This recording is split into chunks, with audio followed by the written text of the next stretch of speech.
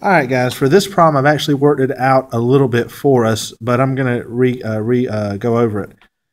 It says find the critical numbers for f of x is equal to 2 square root of x times 6 minus x. Instead of doing the product rule to find the derivative, first thing I'm going to do is I'm just going to rewrite this function as, instead of the square root of x, x to the 1/2. That way I can distribute that and get 2 times 6 is 12, x to the 1/2, minus, and then 2 times that will be 2, and then x to the 1/2.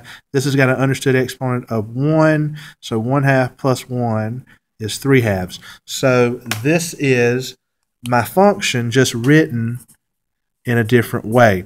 All right, now to find the critical numbers, I have to first find the derivative. So let's take the derivative of this function. 12, bring the power down, so half of 12, that would be 6x to the negative 1/2, because you subtract 1, and then minus 3/2 times 2 would be 3x, and then 3/2 minus 1, or 2 over 2, that'll be 1/2. So there's the derivative of my function. Now critical numbers, you have to look for where the derivative is 0, so I'm going to set this equal to 0.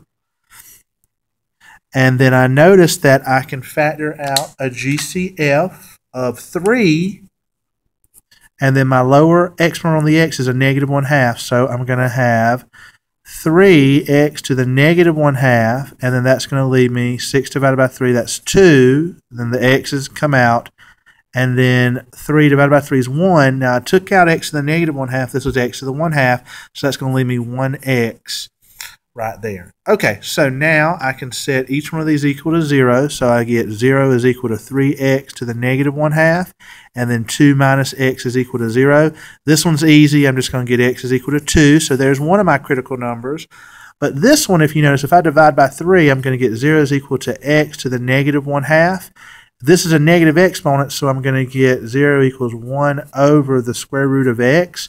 Well, guys, there's no number that if you have 1 divided by a number, is it going to give you 0? Never going to happen. So this is not possible, so we're just going to throw that solution out. So the only critical number that I have is x is equal to 2.